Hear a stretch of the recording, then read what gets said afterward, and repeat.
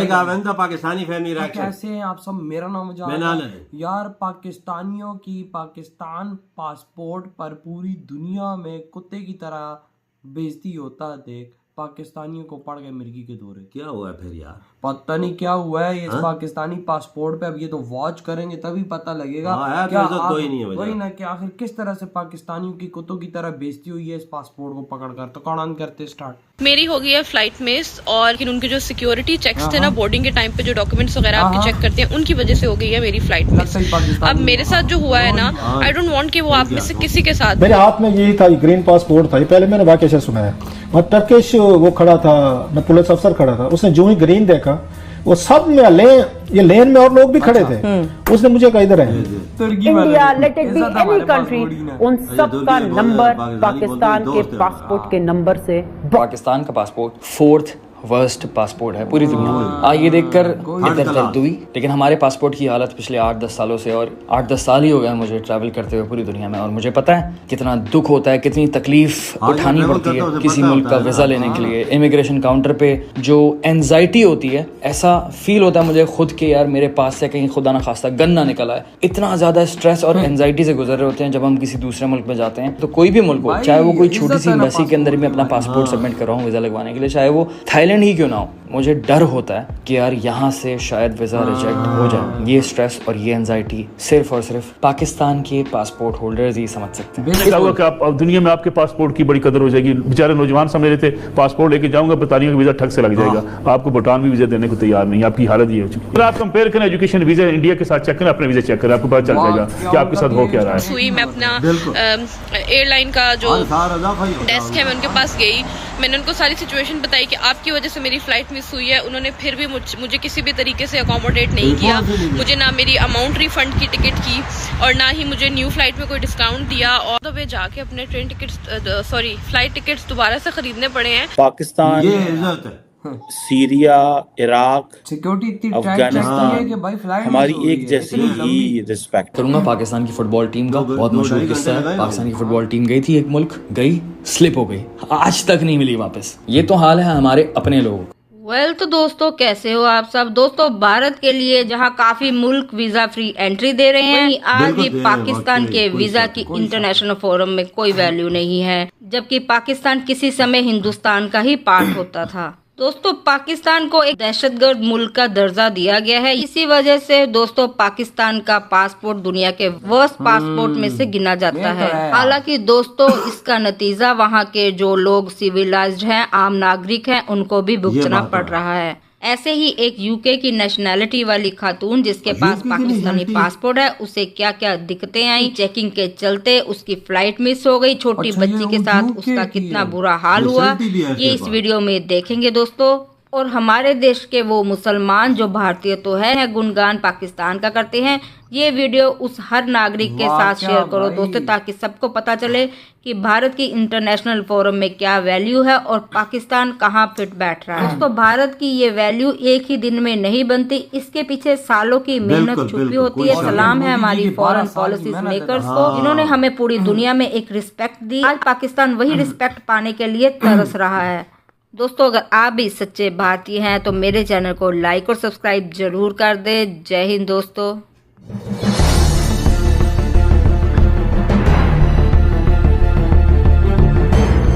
मैं जो है अपनी प्रायोरिटी वाली लाइन में गई, क्यू में लगी, और जब मेरी बारी आई सो मैंने अपना पासपोर्ट निकाला चेक इन के लिए।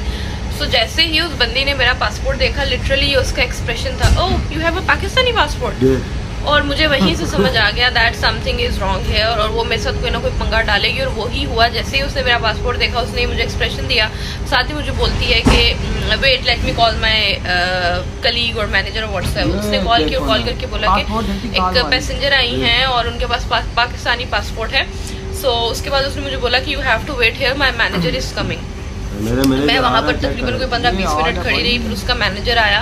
तो उसके मैनेजर ने जो है मुझे बोला कि भाई आप पाकिस्तानी पासपोर्ट तो है, अपना यूके का रेजिडेंस परमिट दिखाएं। मैं अपना यूके रेजिडेंस परमिट लेके गई हुई थी, मैंने उसको वो दिखा दिया। अब ऐसा होता है ना कि अगर आप यूके में हैं, आपके पास रेजिडेंस परमिट है, सो आप उस रेजिडेंस परमिट की बेस पे ना टर्की का, सो जो आपके पास यूके का रेजिडेंस परमिट होता है, आप उस रेजिडेंस परमिट की बेस पे टर्की का ई वीज़ा ले सकते हैं, जो कि आपको विद इन फ्यू मिनट्स मिल जाता है, ठीक है। सो मैंने भी ऐसे अपना ई वीज़ा जो है वो लिया हुआ था, उसने मेरा रेजिडेंस परमिट देखा। अब जब मैं यूके से टर्की ट्रैवल कर रही हूँ तो आई डोंट थिंक सो कि उसको इस चीज़ पे इतना ज़्यादा बॉदर होना चाहिए था कि मेरा पासपोर्ट पाकिस्तानी है। यार पाकिस्तानी पासपोर्ट है, आई नो, लेकिन मेरे पास रेजिडेंस परमिट भी तो है। मुझे ई वीज़ा पाकिस्तानी पासपोर्ट की बेस पे नहीं मिला, मुझे रेजिडेंस परमिट ही अपने बेस पे मिला, ठीक है। सो उसने मेरे से रेजिडेंस परमिट मांगा, मैंने उसको अपना रेजिडेंस परमिट दिखाया, चेक करवाया, और उसके बाद उसने मुझे कहा अगेन वेट करो फ्यू मिनट। तो वहाँ पे अगेन मैंने वेट किया कुछ देर, और उसके बाद जो है वो मुझे कहती है अपना ई वीज़ा दिखाओ। मैंने अपना ई वीज़ा दिखाया, उसने मेरे ई वीज़ा का, पासपोर्ट का, और साथ में जो है वो मेरा जो रेजिडेंस परमिट है यूके का, उसने मेरी इन तमाम चीज़ों की, मेरी और मिनल की पिक्चर्स बनाई, और पिक्चर्स बना के जो है वो चली गई अंदर, ठीक है। और उसके बाद जो है वो काफ़ी देर अंदर अपने जो उसका कैबिन ऑफिस व्हाट्सएवर था वहाँ रही, और उसके बाद बाहर आके शी टोल्ड मी के यू हैव टू वेट, हम आपका जो ई वीज़ा है उसको वेरीफाई कर रहे हैं। तो ये प्रोसेस का पार्ट है, यू हैव टू वेट, हम कुछ नहीं कर सकते।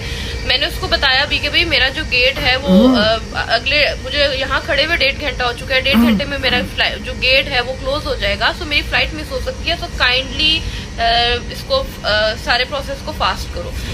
खैर उसने लिटरली मेरी बातों को अनसुना कर लिया, उसको जैसे फर्क ही नहीं पड़ा था कि मेरे साथ एक छोटी सी बच्ची है, और इस सारे चीज़ की वजह से मैं इफेक्ट हो रही हूँ, बच्ची रो रही है, इतनी परेशानी मची हुई है, इतनी भगदड़ मची हुई है, मतलब बहुत मैं उस टाइम पे ना पैनिक हो रही थी उस सारी सिचुएशन में। सो काफ़ी टाइम के बाद जो है वो उसको वेरिफिकेशन हो गई, और वो मेरा बोर्डिंग पास लेके आ गई। अच्छा उसके बाद उसने मुझे बोला कि थोड़ी देर और वेट करो, इस बोर्डिंग पास के ऊपर कोई सिग्नेचर होंगे, मैं आपको दिखाती हूँ, बोर्डिंग पास ही मेरे पास पड़ा हुआ है, तो इस बोर्डिंग पास पे कोई सिग्नेचर होंगे।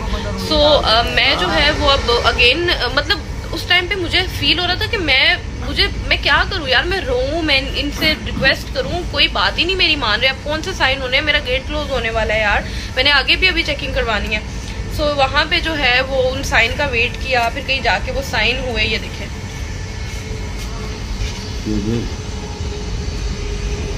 ये इस तरह से ना मेरे बोर्डिंग पास साइन। अच्छा जैसे ही मेरे बोर्डिंग पास वगैरह साइन हो गए, मुझे फाइनली मेरे बोर्डिंग पास मिल गया और मेरा लगेज चला गया ना, तो साथ ही एकदम मेरे हस्बैंड को वो बोलती है तुम इसके साथ हो तो इसका मतलब तुम्हारा भी तो पासपोर्ट पाकिस्तानी होगा ना। मेरे हस्बैंड ने कहा हाँ पाकिस्तानी है। उसने मेरे हस्बैंड का बोर्डिंग पास चेक किया और वो अपने कलीग को कहती है देखो ये बोर्डिंग पास किसी ने उसको पीछे से भेज दिया साइन किए बगैर।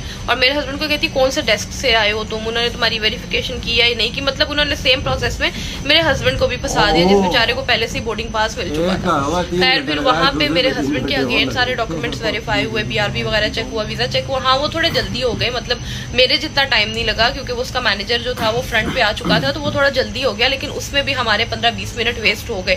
फिर मेरे हस्बैंड का बोर्डिंग पास साइन हुआ और उसके बाद फाइनली उन्होंने हमें तीनों बोर्डिंग पासेस दिए और हम जो है वो भागे अपने फ्लाइट की तरफ। अंदाजा लगाओ इज्जत, अबे पाकिस्तान की पासपोर्ट की इज्जत की धज्जियां उड़ रही हैं बे। ये देखो तू लाके यूके की निशल्टी होने के बावजूद उसको प्रोसेस नहीं मुकम्मल हो रहा। अबे भाई साहब उसको पकड़ा उसको 3 घंटे रगड़ा।